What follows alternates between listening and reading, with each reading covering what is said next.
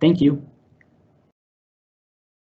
With me tonight, and so I'm going to stop sharing my PowerPoint for a moment and just be on the screen, and then kind of turn the camera around here. You'll see that in the room we have with us our new assistant principal, Mrs. Molina. Hi, everyone. Our returning assistant principal, Mrs. Brandy Steele.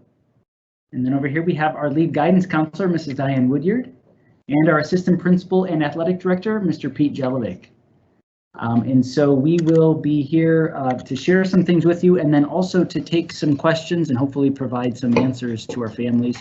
We know that there are many things that you may be wondering about, and so we'll have some time for that. So in the meantime, I'm going to share my screen and just emphasize to all of you, if you're new to our community, if you're returning, that the same values that have driven us for the past years drive us this year as well, right? At Centennial, we are busy every day creating a culture of achievement, and we think we do that through Coyote Pride, right? And so we think we do that by modeling positivity, respect, integrity, determination, and pursuing excellence.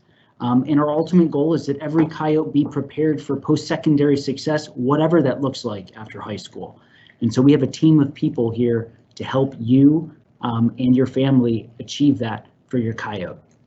And so I also want to emphasize the system of support that we have in place, and extends well beyond just administration or even our teaching staff to our school counselors. And so you see that some of the people pictured in the upper right-hand corner are our school counselors. Mrs. Woodyard, you met a moment ago, but Mrs. Hoffner, Mrs. Holbrook, Mr. Ramey, and Mrs. Schmidt are also on hand as school counselors to support your student, not just with scheduling, but a wide variety of supports. So if there's anything that you need support with, your counselor is very often a good person to start with.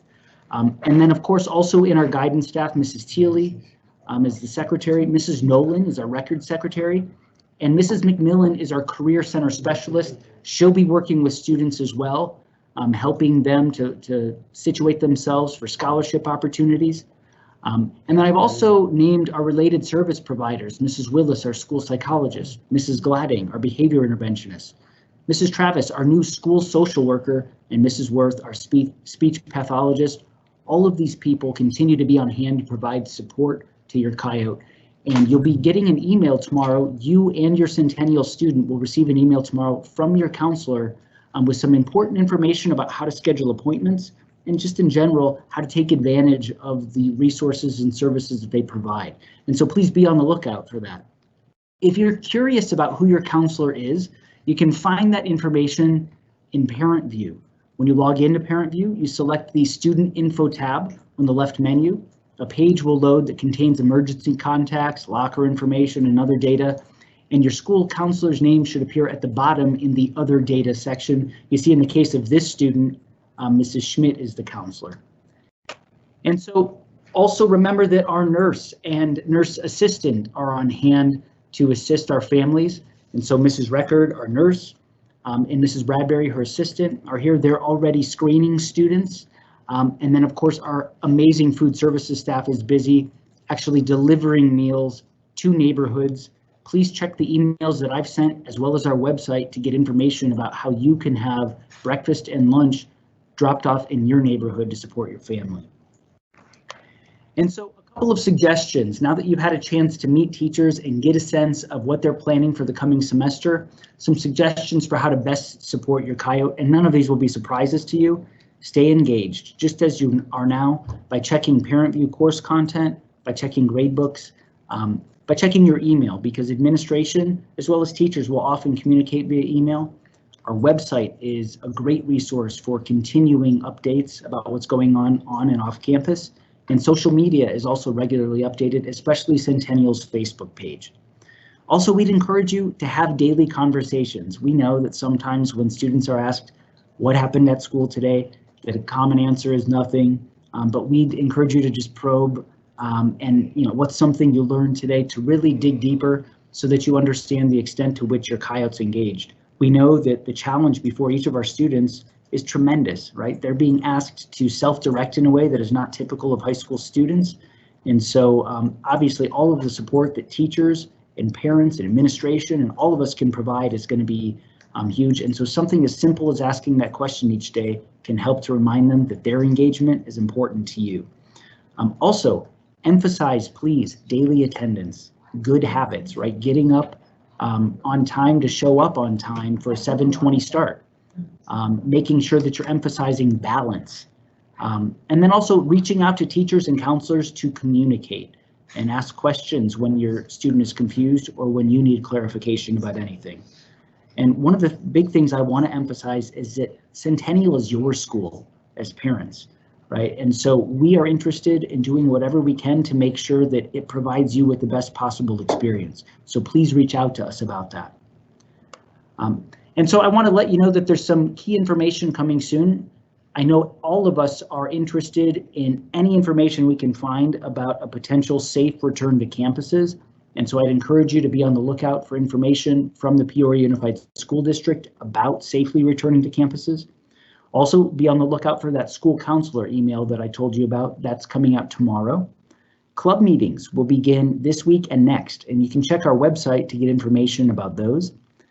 As you may know, there are staggered start dates for fall sports, and so Mr. Jelovic has sent out emails about those different dates. As you may know, our golf teams began today, our Spirit Line began today, and a number of other teams will begin next week and then on. Also, we've decided that we'll be holding our Advanced Placement Information Night on Tuesday, September 15th.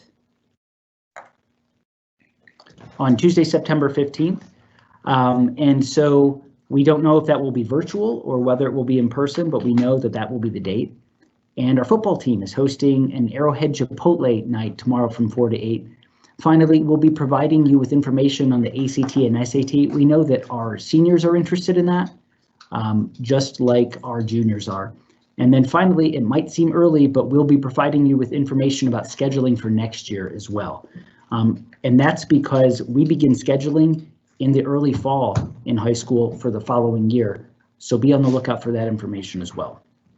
And so hopefully tonight we achieved our goals of helping you to meet our teachers and get a sense of their professional background as well as their contact information, and hopefully have a better idea of what your students will learn, major projects, the virtual platforms they'll use. But we absolutely wanted to provide some time for questions and answers. And so I'm kind of skipping ahead to that portion of our presentation and going to take a look now at some of the questions that we've received from parents.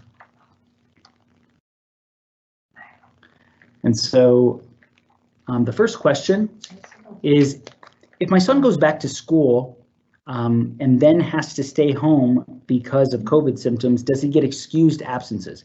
Absolutely, we understand that some of our students may have to return to school and then go back home because of possible exposure or infection, and those absences would absolutely be excused. So good question. Somebody else asked, when we go back to in-class learning, should all staff and students get tested? What happens if we have an outbreak? So we encourage people to get tested if they're displaying any of the symptoms associated with COVID. We wouldn't just have a system where all people got tested necessarily. But if we have an outbreak, then our district would respond to that outbreak depending on the severity of it. And so I can tell you that a number of contingency plans have been developed for those kinds of scenarios and are being developed as we speak. And so we would communicate those to our families so that they have a good sense of how that would work. A lot of those plans will depend on the circumstances that exist when students return. And then somebody asked, what steps will be taken to help prevent an outbreak? Well, I can tell you that a number of steps that are already going on with athletics are good examples of those that might be in place when students return. Right? We have a significant amount, for example, of hand sanitizer spread throughout the campus. We have disinfectant in every classroom and cleaning supplies in every classroom. We'll have protocols in place for our maintenance staff and our other staff members to engage in more regular cleaning on campus, in addition to other measures. So we're developing those measures, and we'll definitely communicate clearly to our families the level of care that they can expect when students return to our campuses. We know that many people are wondering about that.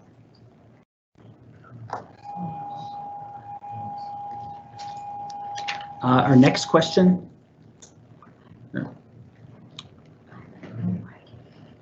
How does my child access announcements? Somebody has asked, how does my child access announcements? And that's a good question.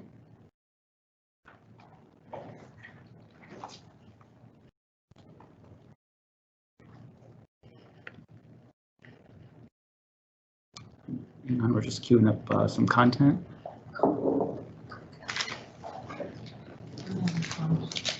So the way that students access announcements is from our homepage. There's a link to daily announcements on our homepage, so we'd encourage you to check that link. Our teachers will also be sharing the link for daily announcements as well, so that students have multiple opportunities to interact with that link. Good question, thank you for that.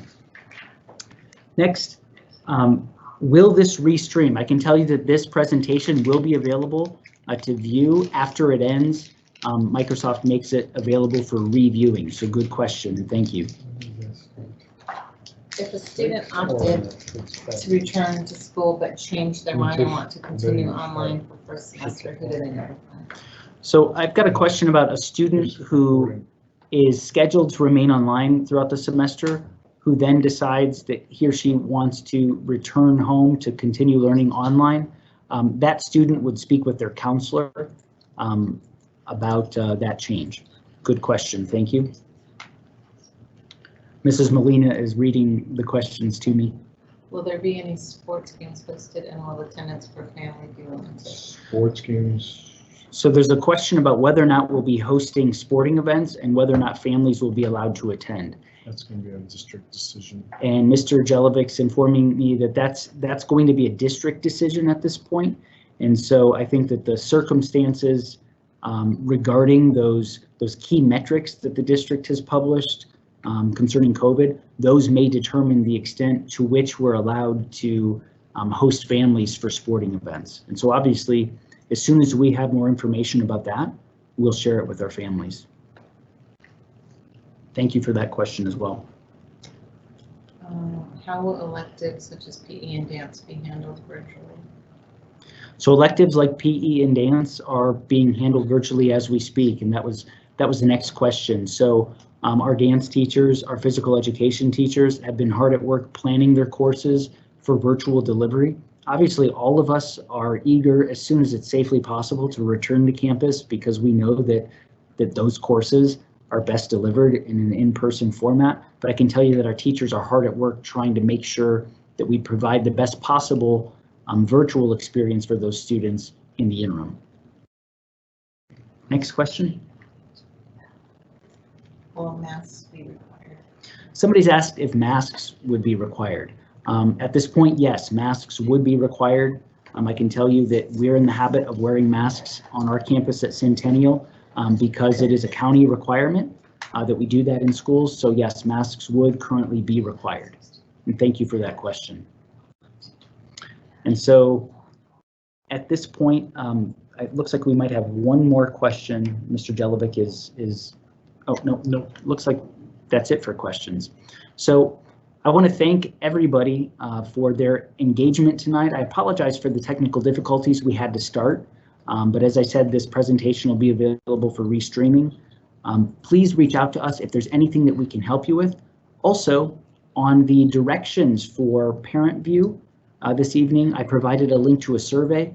If you can give us any feedback about your experiences accessing teachers' presentations and share any additional questions that you have via that survey, we would really appreciate it. So thank you again for your participation tonight, and we'll be in touch again soon with further opportunities to interact with the administration and our teachers. Have a great night.